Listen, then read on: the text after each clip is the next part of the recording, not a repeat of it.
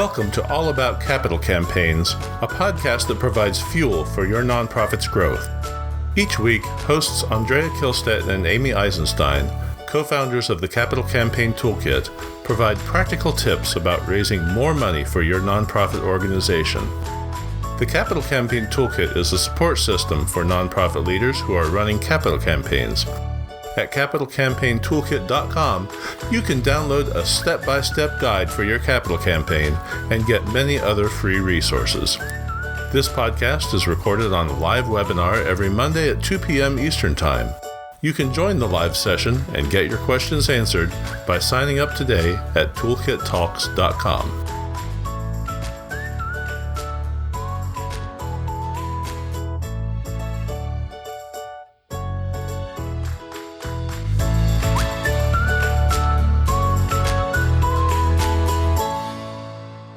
Hi there. I'm Andrea Kihlstedt, a co-founder of the Capital Campaign Toolkit. I'm so happy to have you with me today. My co-founder, Amy Eisenstein, is on vacation today at the beach, I hope. But I am joined by our wonderful Capital Campaign Toolkit Advisor, Kent Stroman, who had told me about a wonderful story he had with one of our clients and their board's giving to the campaign. I asked Kent if he would come on and do a recording with me to share what he learned and the remarkable success that organization had. And here he is. Kent, welcome. Thanks, Andrea. It's always a treat to be with you. Well, Kent, I'm excited now to learn what you did. We are not going to share the name of the organization here because we don't want to give away anything that is confidential. But this is a story that has actually happened quite recently, and you really led this organization to remarkable success very early in the campaign process to really greatly increase and improve their board giving processes. Well, thank you for the nice comment, but I'll tell you the credit all goes to the board members and the leaders, whether on staff or the officers of the organization. I am so proud of the way that they've taken some fairly simple guidance and really put it to spectacular use. Well, first of all, the client is an organization that works with individuals who have disadvantages in life, which I think it makes it, I'd say they have an unfair advantage because how can you not be compassionate towards an organization that serves others in areas that they simply can't help themselves? And so the board is filled with people of great compassion. And but at the same time, they're like many organizations, their history is such that they usually live up to what's expected of them. And so if we don't have expectations for board giving, oftentimes we don't have contributions. And so that was one of the first things that we changed early on, and that is that the participation rate, the idea of 100% of board members making personal financial contributions to the campaign simply was not negotiable. And even though there were some that were maybe not prepared initially to receive the message, we just laid that foundation of expectation. In fact, let me just mention this, that I like to always go and find out what's the basis of expectations. And so do you have an expectation of service? And they do. And for how long, I don't know, but they've had this thing that says they expect board members to, and I'm going to use a bad word, Andrea, give or get a certain number of dollars. And you know what happens when we have an option like that.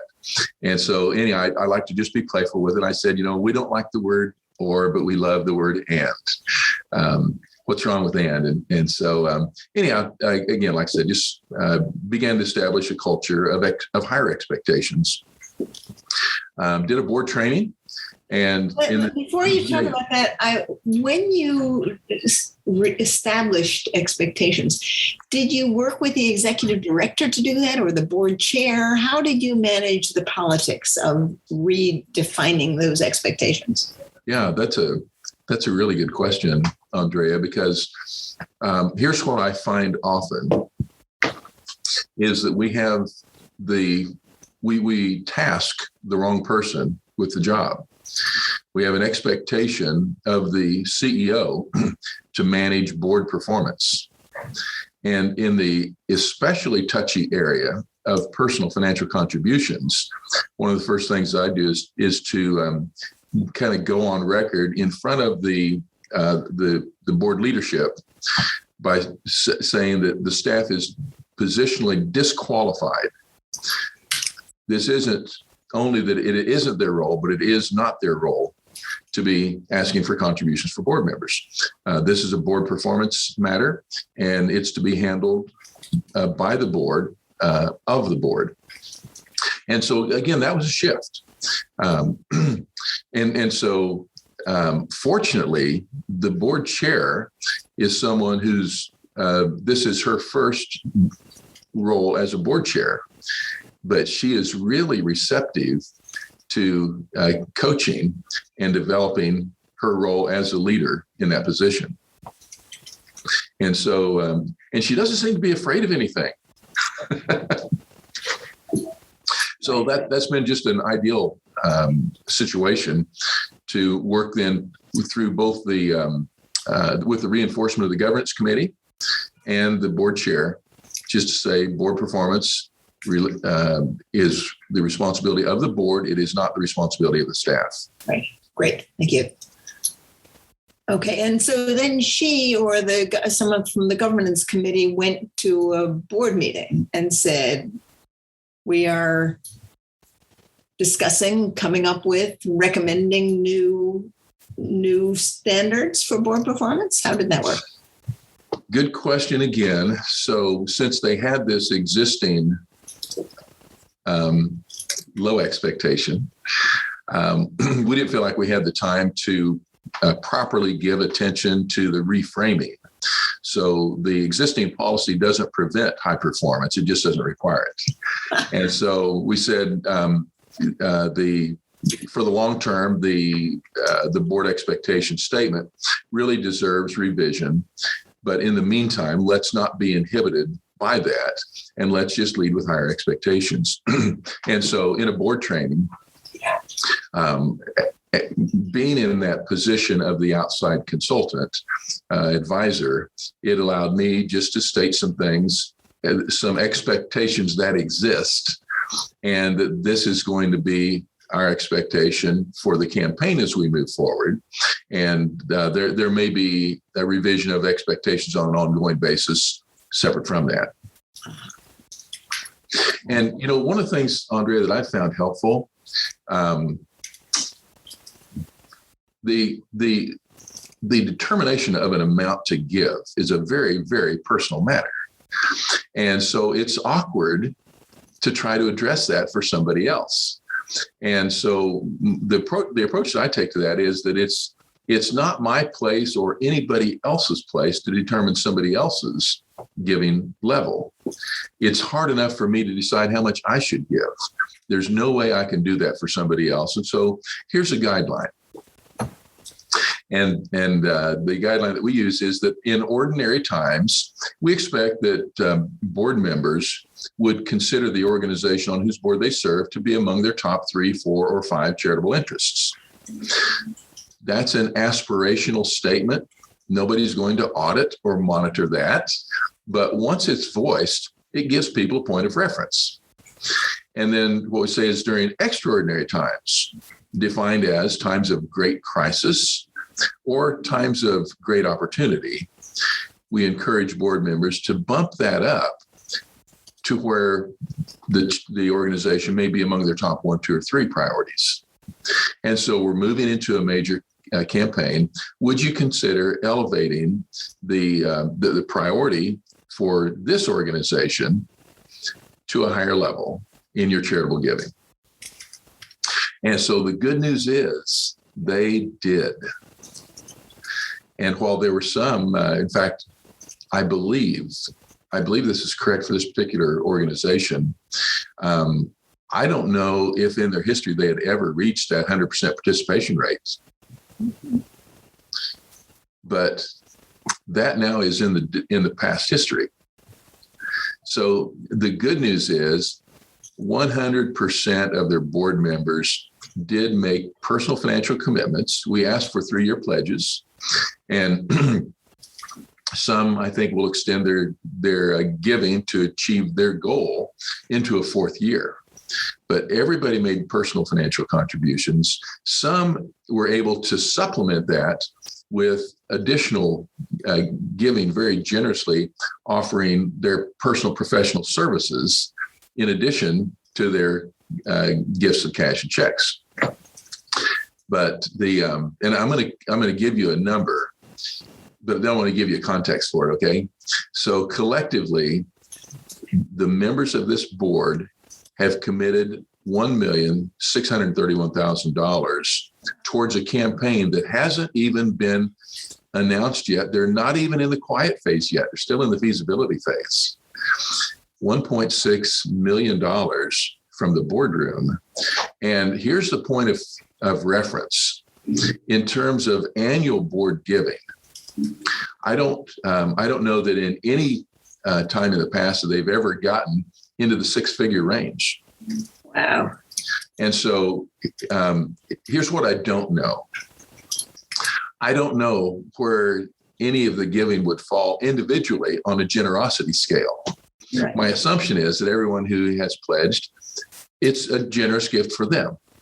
But here's what I do know, that every member of this board has made a pledge or a gift that eclipses their past giving. And so collectively, one of the things, I've got the development director working on this, but one of the things that we think is that this amount that I just shared, we believe it's greater than all board giving combined in the history of the organization. Oh my goodness. I am so proud of them. Okay, that is a fantastic story. Now I have some questions for you. Sure. So once you got the board to say, yes, we will do 100% participation, and yes, we will, give in somewhere in the range of our top 3 charitable gifts, then how did you go about soliciting them? So again, I made reference to a very proactive board chair. Yeah. And when it was ready for solicitation season to begin, she announced it. She chose a deadline and said that we would like everybody to have their commitments in by this date. And so then produced a very simple 1-page response sheet that was voiced specifically in terms of board member campaign commitments. And then those were distributed, and they were asked to be returned on a kind of an independent basis. When we were 2 or 3 days ahead of that deadline, she did follow up. Now,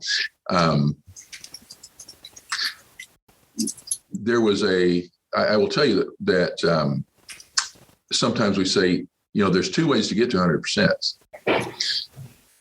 They both involve a signature. One is on a pledge card, the other is on a resignation. And it did involve one board member resigning. It was not a traumatic thing. So this particular board member had been attending very few board meetings. So there was a performance issue there. The board member, I believe, historically had not contributed either. And so during this same time frame, she set up a meeting with this person. In today's world, in this particular state, this was a virtual meeting. And she simply said to him, I've been wanting to talk with you about your involvement in the board going forward. He said, I've been needing to talk with you about that as well. and went on to say that he just felt like that his involvement in the board wasn't up to the level of expectation that he would have for himself, and that he sees himself as being able to be effective to be involved in other areas. Well, I mean, Andrea, you couldn't craft a better lead in for that. And the point that I take from that, and it's so often the case, and that is underperforming board members usually know that they're underperforming. Right. And often, if nobody else cares about it, and if they don't care about it, they just keep doing what they've been doing. And but it was in a lot of ways, I believe this was a relief to this board member to realize that there is an honorable exit, and there's a way to continue to be involved with a mission that I have passion for without displacing somebody else by occupying a seat that I'm not going to do so actively. Right. Yeah. Great. Yeah. I love that story. Thank you. Once the chair had then followed up with everyone and gotten commitments by the deadline, and I assume that's what happened, right? Actually, I think one or two of them extended a day or two beyond the deadline. Okay. And it was an arbitrary deadline, but it did what arbitrary deadlines do. Right. It moved everybody to action, and a couple showed up a day or two late, and nobody cares. Okay. And then was there a way to celebrate? Yes. I'm so glad you asked about that, because in the one of the things that I had explored early on in the engagement was this question, and I like to ask it this way: how would we rate our culture of celebration? And I'll just give a 1 to 10 scale and ask everybody on a count of 3 to show your fingers. And it was interesting. I didn't see any 10s, and I did see numbers that ranged from about 3 to 8. Different perspectives from the same group of people. But here's what they all decided: that this is something that we could do better and we should do better. And they immediately set out to do better. And so when I became aware of the numbers, I just asked the question, how are we going to celebrate? And there came some really creative ways that they were going to do it at the next board meeting, which was actually just a few days later. They were going to make this announcement, and I don't know what the specifics were. I'm quite sure there was a toast that was involved, and I don't know if they actually came through with the the party poppers that blast confetti into the air or whatever. But they did some things which weren't customary, but were certainly suitable for this moment in time. And here's what the board chair immediately picked up on. She said, this, with just a slight adjustment, this number represents 10% of what we think our campaign goal is going to be. And nobody had dreamed that this board might be able to be generous at that point. Right. And so the thing that I underscored with her is, when you talk about it, is we'll be able at some point to celebrate that the giving that occurred in the boardroom was able to leverage eventually ninefold giving outside the boardroom. Right. Yeah, I love it. I love it. It's just a wonderful story, Kent. Thank you so much for sharing it. I can imagine that that's also made every board member more excited about and interested in the campaign. Absolutely. Yeah. I have this saying that once we make an investment, we can't ignore it. When you have no dollars at risk, it's easy to not pay attention to a thing. Right. And if you're not convinced, I just encourage somebody to go out and buy a few shares of a given stock. Yeah, it's amazing what happens, isn't it? Yeah. Well, in the world where I live, I'm in oil and gas country. If you buy a gas company stock, you're going to start buying gas someplace different than you used to.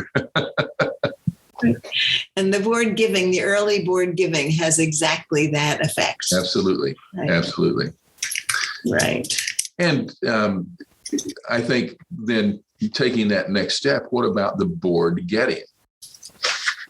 And One of the things I'm always cautious about is asking people to do what they're not equipped to do. And so I like to pick on myself. We were talking earlier. I'm, for whatever reason, not my own doing, I'm taller than an average human being. I'm 5'17". And there are some things that I can do well, but one that I can't is ballet. And so if you want somebody to dance ballet, it doesn't matter how many lessons you give me, it is going to be an ugly show if I'm involved. So there's probably something I can do to support the ballet besides dance ballet. And in fundraising, some board members are well suited to be part of the fundraising solicitation process. But everybody can be involved to some degree in cultivation, even if the only thing they do is make an introduction and then tell their own story. And when those stories are told, it's always more powerful than the teller believes it's going to be. That is a wonderful story. And I am just excited to share this with our community. Kent, I always find it so incredibly sort of eye-opening to spend time with you and hear you talk about fundraising. You have a way of putting complicated learnings into simple, compelling language that everyone understands, including me. Well, it's essential because if it's very complicated, I can't understand it. So I've got to make it simple to wrap my mind around it to share with others. Well, I'm sure, Kent, that the people who listen to this podcast are going to be taking notes, as I have been taking notes, and they will put your words of wisdom and your practices, your simple, clear practices, to use in their own organization.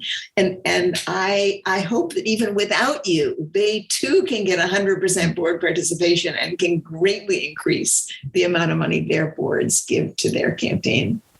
Well, I think that's what's so rewarding about the work that we get to do. Impact is seen literally around the world, oftentimes by people that we'll never meet. Isn't that amazing? Yeah, I got to say a big compliment to you, Andrea and Amy, for creating the Capital Campaign Toolkit. So timely and so impactful for so many organizations. Thanks for having the vision to do that.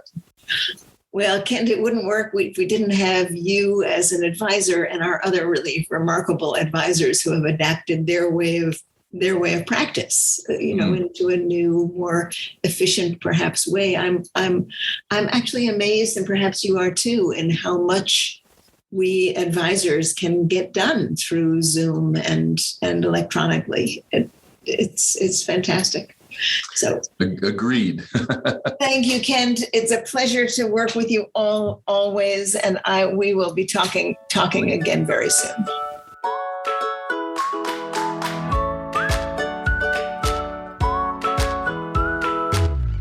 Thanks for joining Amy and Andrea for today's All About Capital Campaigns. To learn more about them and their work together, go to capitalcampaigntoolkit.com.